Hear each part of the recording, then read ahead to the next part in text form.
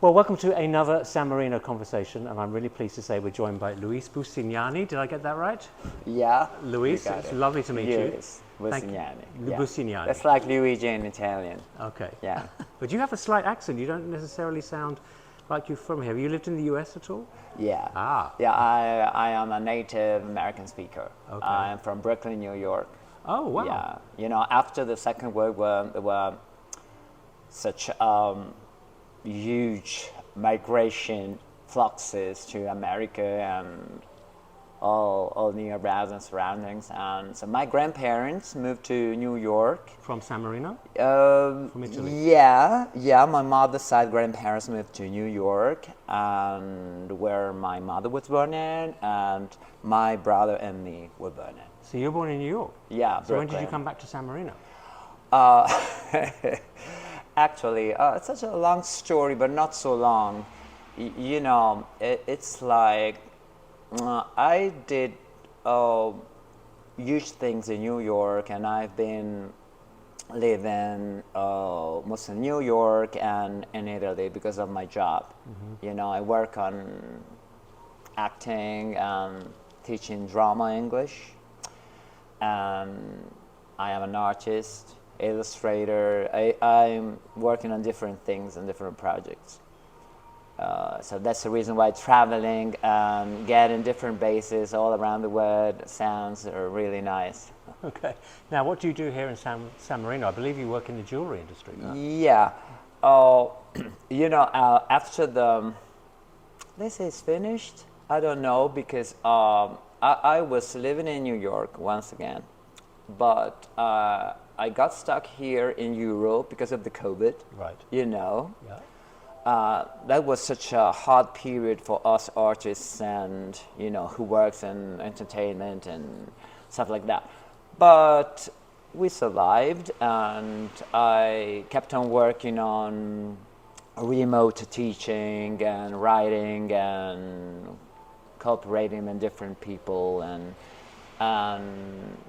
you know, and I've been teaching English to as a second language to Italians and, you know, kids, adults as well. And now our audience is very interested to know, because we are based around the very small city of Eureka in California. Yeah. And yet that's more or less the same size as San Marino. So here you have this tiny little city which is about 26,000 people, but you have San Marino, an independent nation, and a very old independent nation. Yeah. How does San Marino find its way in the world? I mean, how does it even exist? I don't know, because I think that the real Sammarinese ones strongly believe in the fact of there is San Marino within the world.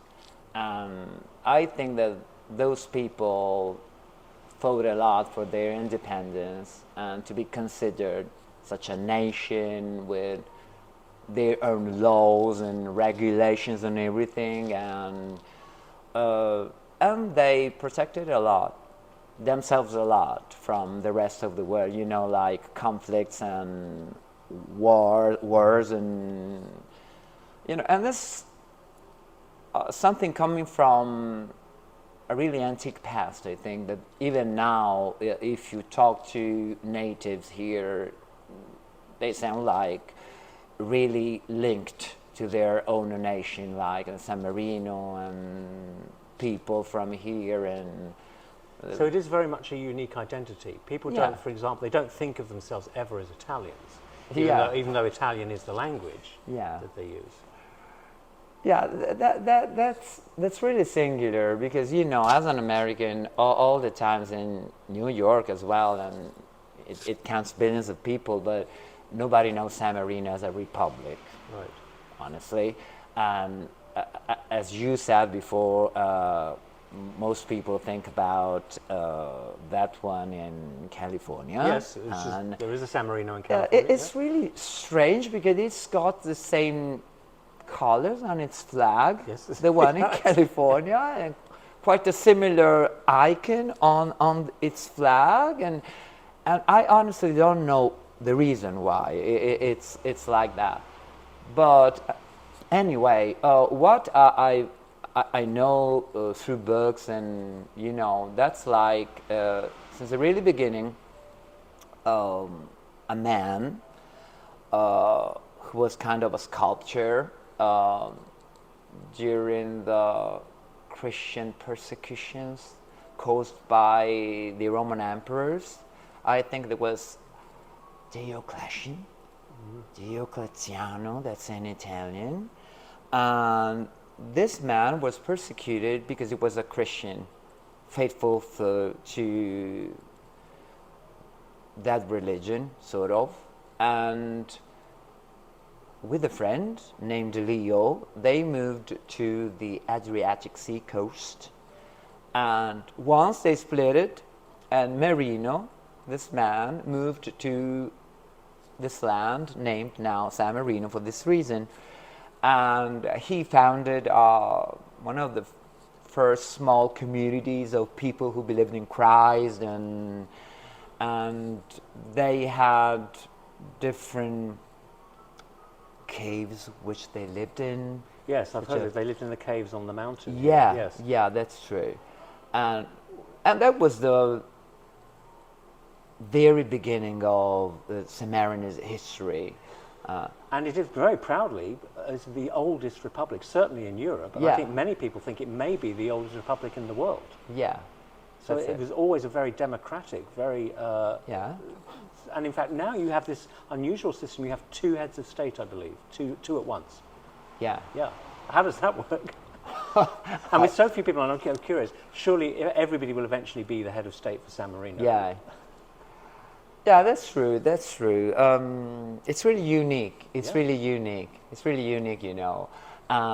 Because as a Sammarinese, you could get your own privileges, you know. It's like the passport, and just not citizenship naturally, but the possibility to live here with no troubles and to get a job. I mean, there is no crime here at all. No. It's a very peaceful... I mean, I know you have a prison. In fact, it's just across the street.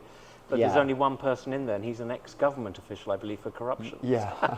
So it's a very... True. That's true. You have no military, and you have... I mean, you have... I mean, the only people I suppose would ever want to invade would be the Italians, and why would they? They've let you be peaceful here for 2 centuries, so... Yeah. But it's interesting, because San Leo, who you mentioned, San Leo is now on another mountain top. So you have these 2 mountaintop communities. So why did San Leo never become independent? It's always been part of Italy, whereas San Marino was able to survive as this It's really singular. It's really singular because San Leo is part of Italy. It's like Emilia-Romagna, and that's a region. It's a small center there. They name it Comuni in Italian. That's it. Marino, that founder, was really strong and proud of opening a new way to find an independence, and well, it's worked very well. It's a beautiful place. No crime. It is. It's raining like crazy outside, but normally it's beautiful weather whenever I've been here before. Yeah. It's very interesting. Well, I don't want to give anyone in Eureka any ideas about becoming an independent nation, but you never know. It's more or less the same size. So perhaps when I go home, Eureka will be the first republic within the US. You just never know. Yeah. Lewis, it's a real pleasure to meet you. Thank you so much for Same joining us for a San Marino conversation. Welcome. And thank you for joining us, and hopefully join us for another San Marino soon. We have one more conversation before I leave, and we'll look forward to that. Bye-bye.